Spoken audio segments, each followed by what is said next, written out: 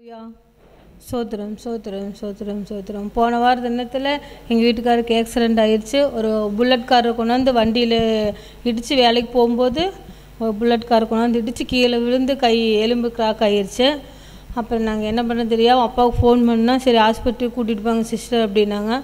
ஹாஸ்பிட்டலுக்கு கூட்டிகிட்டு போனால் ஆப்ரேஷன் பண்ணுறோன்னு அப்படின்ட்டாங்க. சரின்னு சொல்லிவிட்டு அப்புறம் அந்த வண்டிக்கார்ட்ட கூப்பிட்டு பேசினோம். நாங்கள் எதுவும் செய்ய முடியாது, நான் ஒரு 10,000 மட்டும்தான் கொடுக்க முடியும், நானும் எதுவும் செய்ய முடியாது அப்படின்னு சொன்னேன். அப்புறம் அப்பாவுக்கு ஃபோன் பண்ணி அப்பா இப்படி சொல்கிறாங்கப்பா என்ன பண்ணுறதுன்னு கேட்டோம். இப்போ வேண்டாம் சிஸ்டர் நீங்கள் கேஸ் கொடுத்துருங்க, 1 லட்ச ரூபா செலவாகும் ஆப்ரேஷனுன்னு சொன்னாங்க. ஆனால் அவன் கொடுக்க மாட்டேன்னா நாங்கள் பேசி எவ்வளவோ தூரம் பேசி பார்த்தா ஒத்துக்க மாட்டேன்ட்டான். அப்போ அதுக்கப்புறம் ஜெபம் பண்ணதுக்கப்புறம் அப்பா ஜெபிச்சார், நான் ஜெபத்தில் வைக்கிறேங்க சிஸ்டர் நீங்கள் ஹாஸ்பிட்டல் போங்கன்னு. அதுக்கப்புறம் அவன் போலீஸ் ஸ்டேஷனில் கேஸ் கொடுத்ததுக்கப்புறம் சரின்னு சொல்லிவிட்டு நாங்கள் செலவெல்லாம் ஏற்றுக்கிறேன்னு சொல்லி ஹாஸ்பிட்டலுக்கு தேவையான செலவெல்லாம் தரேன்னு இப்போ சொல்லியிருக்கான்.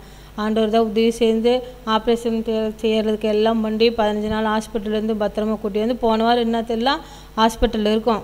இப்போ கை ஆப்ரேஷன் பண்ணி வியாழக்கிழமை பண்ணாங்க. எங்களை மறுபடியும் வைக்காத வாரம் வியாழக்கிழமை தான் அனுப்புனாங்க. சரின்னு பண்ணிட்டு வீட்டுக்கு வந்ததுக்கப்புறம் கட்டெல்லாம் அவுத்துட்டு இந்த வாரம் வர முடியுமா என்னன்றன்னு தெரியல. ஜெபம் பண்ணிவிட்டு அந்த சபா எப்படியாவது நம்ம அந்த டிக்கெட் போட்டாச்சு வரணும். ஜியோலியில் நாங்கள் சாட்சி சொல்கிறோம், ஆண்டவரே சுகமாகி கொடுங்கன்னு சொல்லி எவ்வளோ போராட்டம் முடியல, சாப்பிட முடியல, உட்கார முடியல, தூங்க முடியல, அந்த வலி அவ்வளோ வேதனை இருந்தது. தேவன் அதையெல்லாம் சுகமாக்கி வலியெல்லாம் எடுத்து போட்டு ஆஸ்பத்திரி சேவைகள் எல்லாம் சந்தித்து, வக்கீல் சேவைகளெல்லாம் சந்தித்து, அதுக்குண்டான பண தேவைகள் எல்லாத்தையும் தேவன் சந்தித்து இந்த அளவுக்கு கிருபையாக நிறுத்தி எவ்வளவோ காசு இல்லாத நாங்கள் ஒரு 500 ரூபாயாடு இருந்தோம்.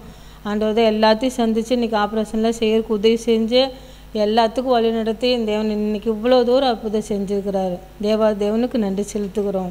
அப்புறம் என் மகனுக்கு 15 நாளாக காய்ச்சல் சளி விடாமல் இருந்துச்சு. இந்த காய்ச்சல்லேருந்து விடுதலை கொடுத்து இன்றைக்கி பையன் வேலைக்கு போகிற அளவுக்கு கறந்து செய்ய தேவன் உதவி செஞ்சார். இப்போ எனக்கும் போன மாத தினத்துலேருந்து 1 மாதமாக காய்ச்சல் விட்டு விட்டு வந்துக்கிட்டே இருந்தது. அப்புறம் ஐயாட்ட ஃபோன் பண்ணி சொன்னேன், அப்பா அப்படி காய்ச்சல் அதிகமாக வந்துகிட்டே இருக்குன்னு.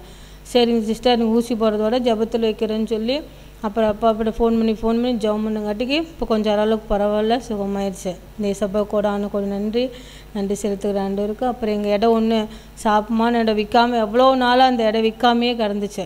சரின்னு சொல்லி அது என்ன பண்ணுறேன்னு சொல்லி அப்பாட்ட ஃபோன் பண்ணி கேட்டப்போ சரிங்க சிஸ்டர் நான் ஜெபம் பண்ணுறேன், அது இடம் விற்கிற மாதிரி பண்ணிடலான்னு சொல்லி ரொம்ப நாளாக அந்த இழுத்துக்கிட்டு கிடந்து விற்காமல் வாங்குறக்கு ஆள் இல்லாமல் ரொம்ப வருஷங்களாக கிட்டத்தட்ட ஒரு 30 வருஷமாக இருக்குது.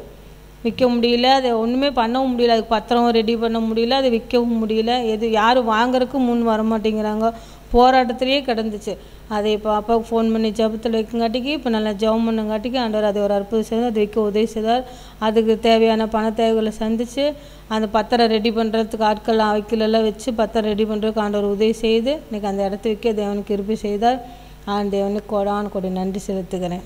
சப்பாவுக்கு நன்றி. நன்றி.